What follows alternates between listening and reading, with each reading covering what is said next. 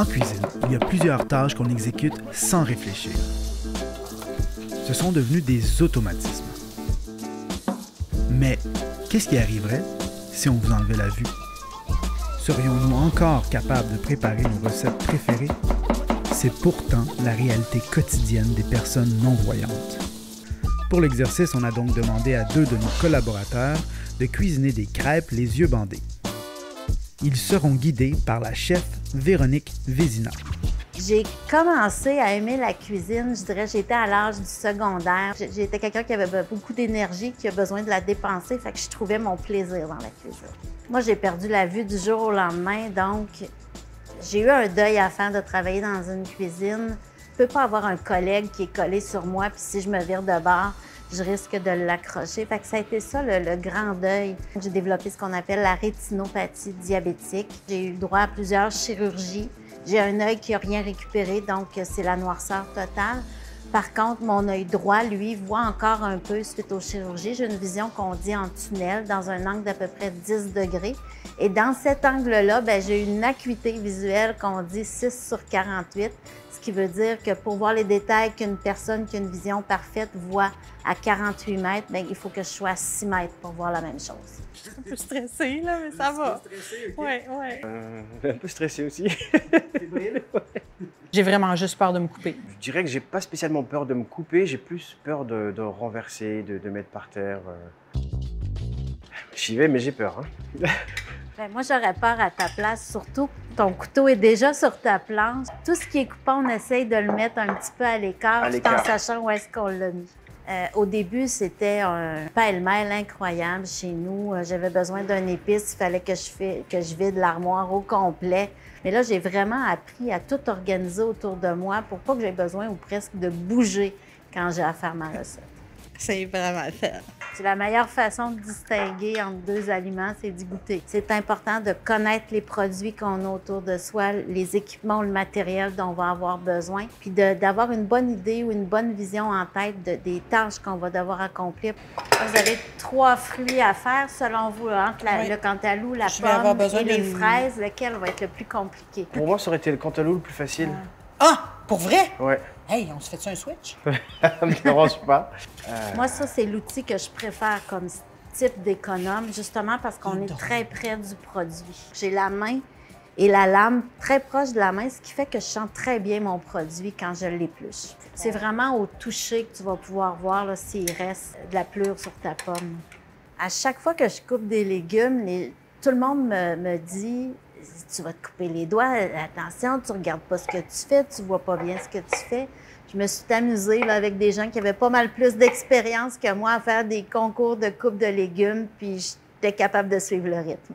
Quand vous faites des crêpes à la maison, vous faites ça à l'œil. À l'œil. Oui, à peu près, vous mettez votre farine, vous ajoutez vos œufs, votre liquide. C'est ça. Quand on voit pas, faire une recette à l'œil, ça peut être compliqué. Fait qu'aujourd'hui, on va mesurer.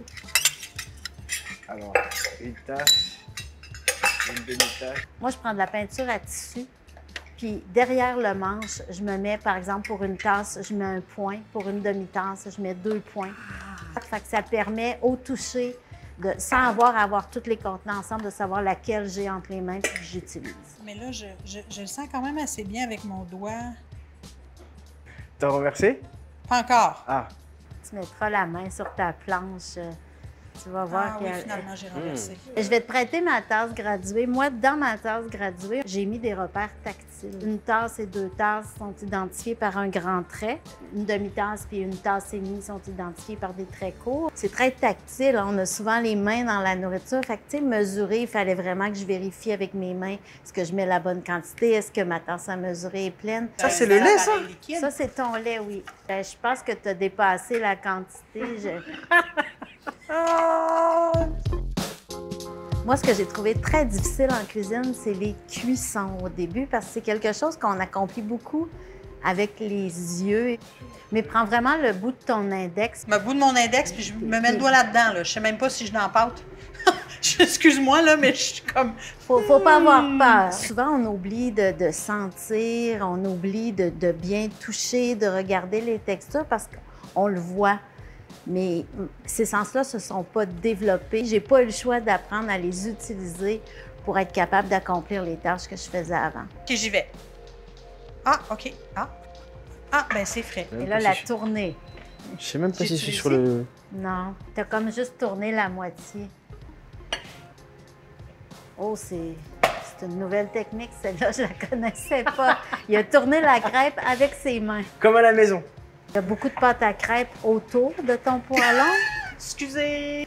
Dis-toi que Jérémy te fait largement compétition. J'en ai échappé beaucoup? Ben, pas Non. mal, oui.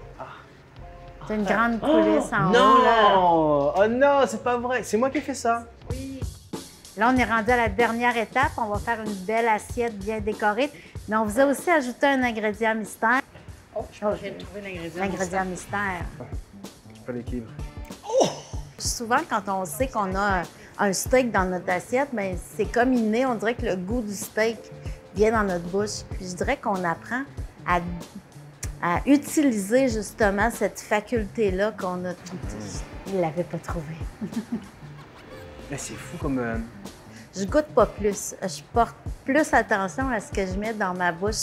Là, je vois, Alison, que tu as mis ta crêpe au fond, puis tu as mis tes fruits pêle-mêle autour. Ouais, j'aimerais ça la rouler. Pour présenter un plat à une personne qui a un handicap visuel, on utilise beaucoup le système de l'horloge. Tu sais, souvent, on montre des belles assiettes avec des ingrédients superposés. C'est peut-être pas ce qui est le plus simple à expliquer à une personne qui a un handicap visuel dans son assiette. J'aurais pu dire, bien, je vais mettre à 8 heures, par exemple, mes fraises, à 11 heures mes cantaloupes, puis à 4-5 heures mes pommes.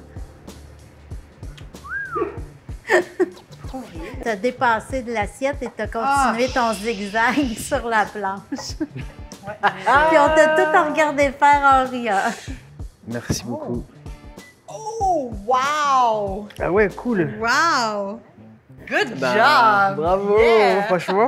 Ça développe l'empathie, ça c'est sûr. Tu vois, hein, moi j'anticipais beaucoup les couteaux, puis je me rends compte que c'est vraiment la cuisson qui m'a créé le plus de stress. Oui. Moi aussi, mon défi, ça a toujours été la cuisson. Avec le temps, on s'habitue, mais c'est quelque chose qui est tellement visuel que c'est difficile de bien réussir nos cuissons. L'heure de la déguste. Ouais, vraiment. Bon, écoute, le goût est là. Le goût est là. Moi, je suis très fière d'eux. Je pense que le résultat est excellent. J'avais fait cuire une simple pizza dans mon four que j'avais mis sur une belle tôle à biscuits là, métallique, très neuve, là, donc très lumineuse. Et quand j'ai ouvert mon four pour vérifier la cuisson de ma pizza, tout ce que j'ai vu, comme j'avais juste une perception de la lumière, c'était que mon four était rouge à cause des éléments qui reflétaient sur la toile. J'ai éteint le feu puis j'ai appelé les pompiers. Les pompiers sont arrivés chez nous puis il y avait juste une pizza dans mon four.